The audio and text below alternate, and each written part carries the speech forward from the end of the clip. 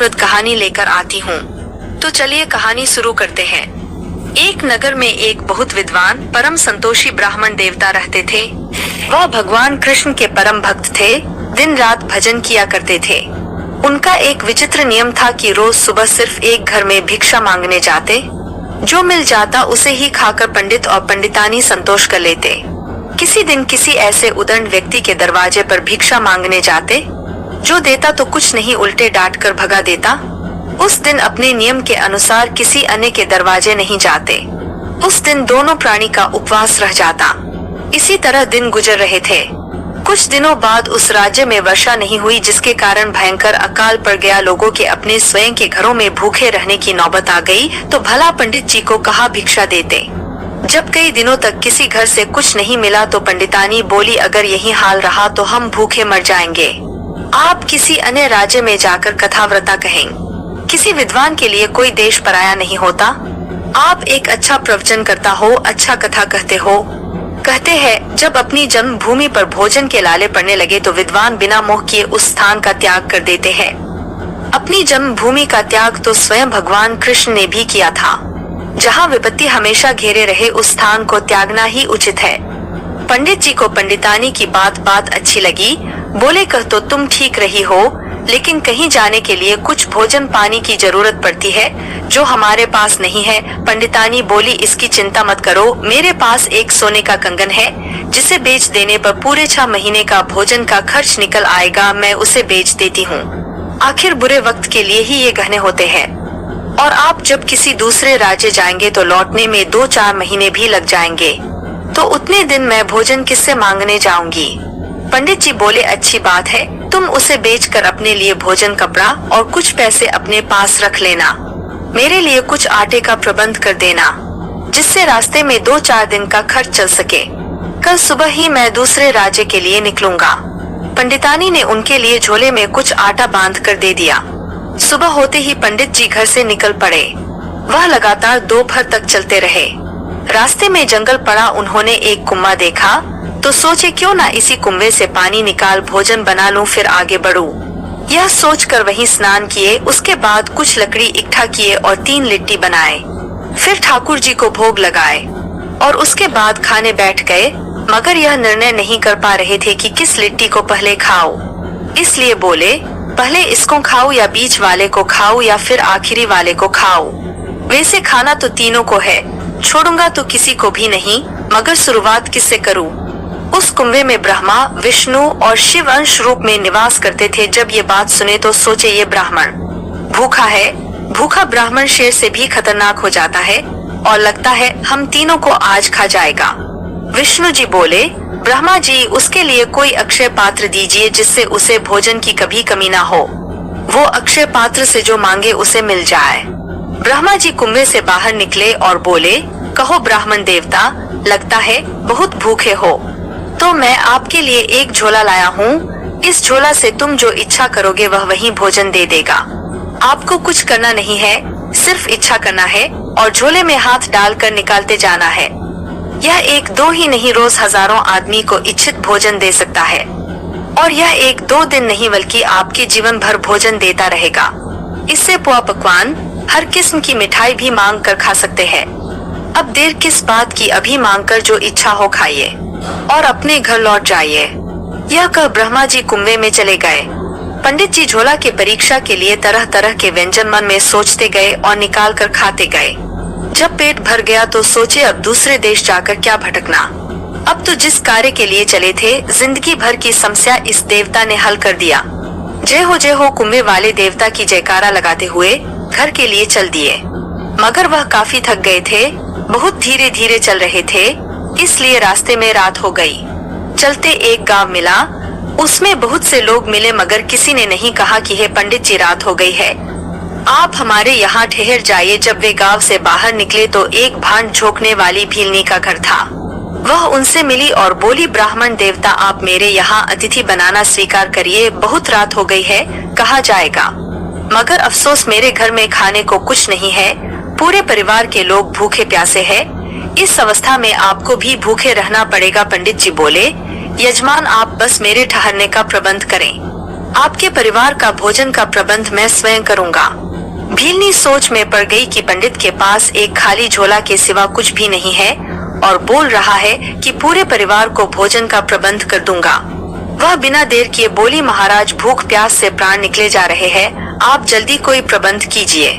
पंडित जी बोले, यजमान घर के सारे बर्तन मेरे पास लाओ, मैं खाना देता हूँ। वह घर के बहुत सारे बर्तन लाकर सामने रख दी। पंडित जी झोला में हाथ डाले और अपना मनपसंद भोजन निकाल कर बर्तनों में रखते गए। थोड़ी देर में इतना भोजन निकाल दिए कि सभी बर्तन भर गए। सबने खूब छक्कर खाया। पंडित जी बोले, तुम 2-4 दिन के लिए और खाना रख लो, क्योंकि मैं सुबह में ही अपने घर के लिए निकल जाऊंगा। जब पंडित जी सो गए तो भीलनी सोचने लगी, अगर इस पंडित का झोला किसी तरह हासिल कर लेती तो मेरी तो भोजन की समस्या ही हल हो जाता। क्यों ना उसी तरह का झोला तैयार कर पंडित के सिरहाने रख दिया जाए और उसका असली झोला चुरा लिया जाए। वह बहुत चतुराई से उसी तरह का झोला तैयार कर पंडित के सिरहाने रख आई और असली झोला उठा लाई।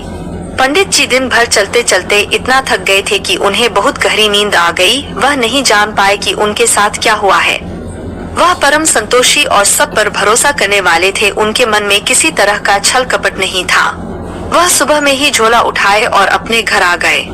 वह पंडितानी से बताए कि मैं एक अक्षय पात्र लाया हूँ, जिससे जो मांगोगी वही मिलेगा। हर तरह का भोजन, तरह तरह का व्यंजन, मिठाई, 56 भोग, कुछ भी। वे हाथ डाल मिठाई निकालने की कोशिश करने लगे, मगर उसमें से कुछ भी ना निकला।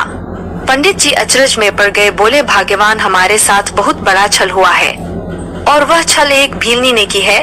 मैं दया बस उस पात्र से भोजन निकाल उसके परिवार को खिला दिया और उसने तो मेरा थैला ही गायब कर दिया। सच ही कहा गया है कि दुष्ट पर चाहे कितना भी दया दिखाओ, अपना स्वभाव नहीं बदलता। कुत्ते की पूंछ जितनी देर पकड़े रहो तभी तक सीधी रहती है, उसे छोड़ते ही अपनी वास्तविक रूप में आ जाती है।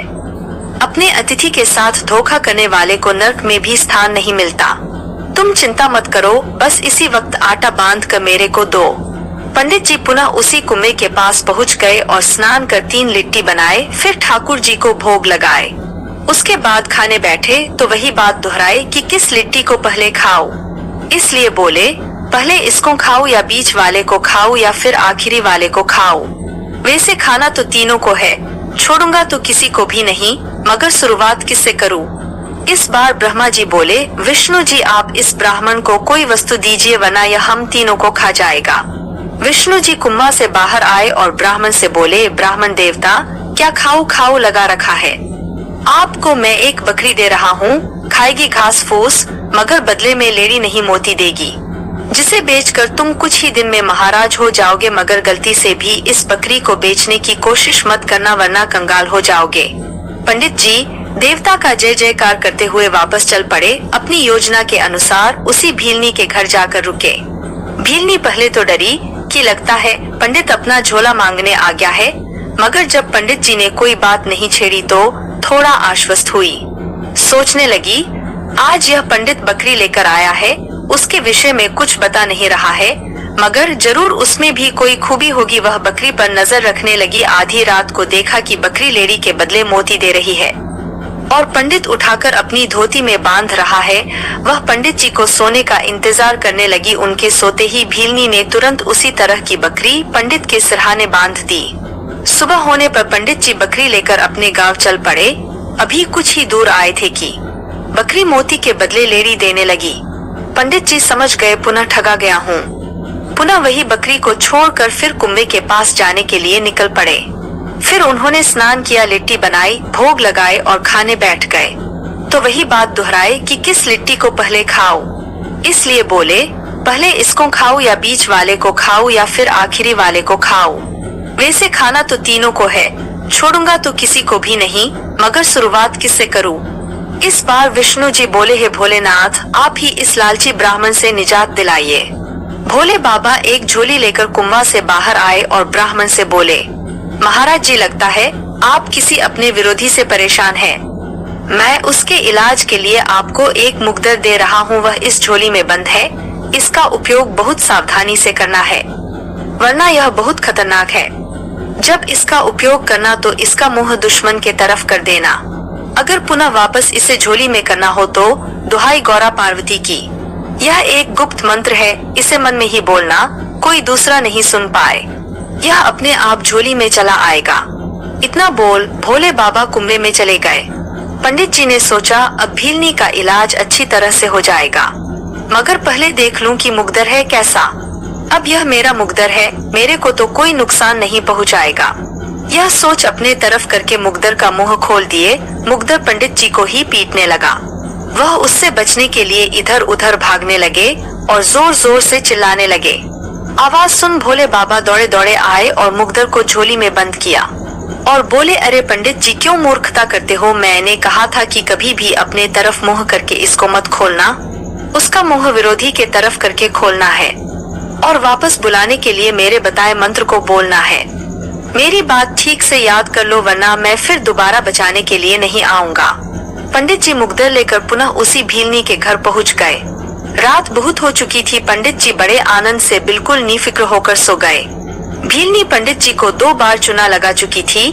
सोची आज पंडित जरूर कोई विशेष चीज लेकर आया है, कोई बड़ी धन दौलत है, खोल कर देखती हूँ उसमें क्या है, फिर उसी तरह के झोली में ईंट पत्थर रख कर पंडित के सिरहाने रख दूंगी। पंडित महामूर्ख है, इसको कुछ समझ नहीं आता। वह मुकद्दर का झोला उठाकर घर के अंदर ले गई और चुपके से खोला। मुकद्दर दहाड़ता हुआ निकला और भीलनी को पीटने लगा। उसको बचाने के लिए उसके घर वाले गए, मगर मुकद्दर सभी को पीटने लगा। सब चीख चीख कर रोने लगे और पंडित जी से बचने की दुहाई देने लगे। पंडित जी बोले, पहले मेरा झोला, मेरी बकरी लाओ, उसके बाद सोचेंगे क्या करना है। वैसे मुझे बहुत नींद आ रही है, परेशान मत करो, सोने दो, कल सुबह सोचेंगे क्या करना है। घर वाले बोले, महाराज तब तक तो यह हमें मार डालेगा, आप अपना झोला और बकरी ले लीजिए, अब हमसे ऐसी गलती नहीं होगी, मेरी जान बचाइए। पंडित जी का झोला मिल गया, बकरी भी मिल गई तो मंत्र पर मुकद्दर को झोली में वापस बुला लिया। सुबह होने पर सभी सामान लेकर घर वापस आ गए और बोले, देखो अब सब सामान मिल गया है, ये अक्षय पात्र, ये मोती देने वाली बकरी और ये अजूबा सामान, जिसे तुम गलती से भी मत छूना। पंडितानी सोची, वाह पंडित जी, मेरे साथ भी धोखाधड़ी, जरूर कोई विशेष चीज उसमें छुपा रखी है जो मुझे देना नहीं चाहते। वह घर से बाहर जाने का इंतजार करने लगी। पंडित जी जो ही घर से बाहर निकले, उसने मुंगरे वाली झोली का मुंह खोल दिया। फिर क्या था, मुकद्दर पंडितानी का खबर लेने लगा, खूब पीटा। वह जोर जोर से चीखने चिल्लाने लगी। पंडित जी अभी थोड़ी ही दूर गए थे, पंडितानी की आवाज सुन दौड़ते हुए घर आए और मुकद्दर से पंडितानी को बचाए। बोले, मैंने तुमको मना किया था, फिर भी तुम नहीं मानी। पंडितानी को अपनी गलती का एहसास हुआ। वह बोली, मुझसे गलती हुई, अब माफ कर देना, अब ऐसी गलती नहीं करूँगा। कुछ ही दिनों में पंडित जी के पास इतना धन हो गया कि उसे संभालना मुश्किल हो गया। वे खूब दान पुण्य करने लगे। अब पंडित और पंडितानी खूब पूजा करते और रोज हजारों गरीब आदमियों को भोजन कराते। कुछ ही दिनों में पंडित जी की जय जयकार होने लगी। गरीब लोग राज दरबार न जाकर पंडित जी के यहाँ आने लगे और मुंहमांगी दौलत पाने लगे। यह खबर राजा को चली कि एक पंडित के पास अक्षय पात्र है और मोती देने वाली बकरी है, तो आग बबूला हो गया। बोला, ये चीजें राजा के पास होनी चाहिए। वह पंडित को राज दरबार बुलवाया और बोला, उसके पास जो भी दिव्य सामान है तुरंत राज दरबार में जमा कर दे। पंडित जी सभी सामान जमा कर वापस घर आ गए। राजा सब सामान पाकर बहुत खुश हुआ। वह थैला का कमाल देख चुका था, दिव्य बकरी भी देख चुका था, मगर झोली में क्या है उसे देखना चाहता था। वह मंत्री को आदेश दिया, दरबार में लाकर उस झोली को खोला जाए कि उसमें क्या है। मंत्री जो ही झोली खोला, मुकद्दर हमला कर दिया। वह राजा, मंत्री, संतरी, रानी, महारानी जो भी सामने आया, मुकद्दर पीटने लगा। राज दरबार में भागदौड़ मच गई। एक सैनिक भागा भागा पंडित जी के पास गया और बोला, चलिए महाराज, राजा को बचाइए, वरना आपका मुकद्दर उसे मार डालेगा। पंडित जी जल्दी से दरबार गए और मुकद्दर को झोली में मंत्र पढ़कर वापस किए और बोले, राजा तू मेरा सामान वापस कर दे, वैसे तू मेरे से पराजित हो चुका है, मैं तुम्हें तुम्हारा राज्य वापस करता हूँ, मगर जिस दिन लगेगा कि तू मनमानी कर रहा है, जनता का शोषण कर रहा है, उस दिन तुम्हें अपने राज्य से हाथ धोना पड़ेगा। राजा पंडित जी का सामान वापस कर अपनी भूल के लिए क्षमा मांग लिया। पंडित की मुकद्दर की चर्चा कई राजाओं के पास होने लगी। दूर दूर के राजा पंडित से मित्रता का आग्रह करने लगे, उसकी अधीनता स्वीकार करने लगे। मगर एक पड़ोस के घमंडी राजा ने राज्य पर आक्रमण कर दिया। स्थानीय राजा ने पंडित जी को खबर भेजवाया कि महाराज जी जल्दी अपना मुग्दर लेकर आइए, नहीं तो पड़ोसी राजा बहुत खून खराबा कर देगा। पंडित जी अपना मुग्दर वाला झोला विरोधी राजा के सेना की तरफ करके खोल दिया। फिर क्या था, मुग्दर ने इतना उधम मचाया कि पूरी सेना भाग खड़ी हुई।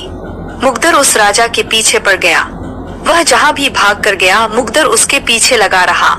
वह कई अपने मित्र राजाओं के पास गया, मगर सबने दूर से ही हाथ जोड़ लिए। अंत में उसे भी पंडित जी की शरण में आना पड़ा। तब पंडित जी ने अपना मुग्दर झोली में वापस किया। उसने पंडित जी के सामने अधीनता स्वीकार कर कसम खाई कि अब कभी किसी पर आक्रमण करने की गलती नहीं करूंगा। इस प्रकार सभी चैन की जिंदगी जीने लगे। अगर आपने अभी तक हमारे चैनल को सब्सक्राइब नहीं किया है तो सब्सक्राइब कर लें, लाइक कर लें और कमेंट में जरूर लिखें राधे राधे। हम पुनः मिलते हैं आपसे एक नई कहानी वीडियो के साथ। तब तक आपके साथ आपके पूरे परिवार को राधे राधे।